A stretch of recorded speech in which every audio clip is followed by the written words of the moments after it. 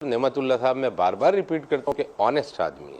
جب K3 complete ہو چکا تھا اور K3 میں ان کو اس لیے بہت آنیسٹ آدمی سمجھتا ہوں کہ 75 کروڑ روپیز جو اس کی ایکچول کاسٹ تھی اس میں سے انہوں نے سیو کیے تھے. مجھے نعمت اللہ خان صاحب مرحوم نے بلایا, انہوں نے بلا کے کہا کہ میں تمہیں آؤٹ ڈور ایڈورٹائزنگ دے رہا ہوں, یعنی آؤٹ ڈور ایڈورٹائزنگ جتنی کراچی میں بل بورڈز لگے تھے وہ میں تمہیں دے رہا ہوں, اور مجھے ہر سال ایک فلائی اوور چاہیے آؤٹ ڈور ایڈورٹائزنگ سے. کل آؤٹ ڈور ایڈورٹائزنگ سے پیسے جمع ہوتے تھے 2.25 کروڑ روپے. پہلے سال جب ہم نے کلیکشن کی تو پتہ چلا کہ یہ فلاں صوبائی وزیر کے اتنے 45 بورڈ لگے ہوئے ہیں جس کے وہ کوئی پیسے نہیں دیتا, ریکارڈ میں نہیں ہے, اور وہ لاکھوں کے بیچ دیتا ہے.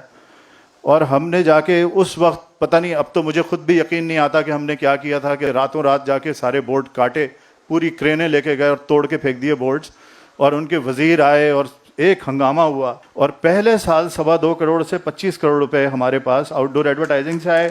اس 25 کروڑ روپے کا ہم نے کہا خان صاحب یہ آ گیا تو آپ کا FTC کا فلائی اوور بنا. ہم نے جب کام کا آغاز کیا, میں ایک مثال سے صرف آپ کو سمجھا دوں پھر اپنی بات ختم کر دوں, تو 110 گاڑیاں گاربیج وہیکلز ہمارے حصے میں آئی تھیں, اور ان گاربیج وہیکلز میں سے 90 گاڑیاں پتھروں پہ کھڑی تھیں, ان کے ٹائر بھی نہیں لگے ہوئے تھے. ان تمام گاڑیوں کا ڈیزل کا ماہانہ بل اس وقت 24 لاکھ روپے تھا.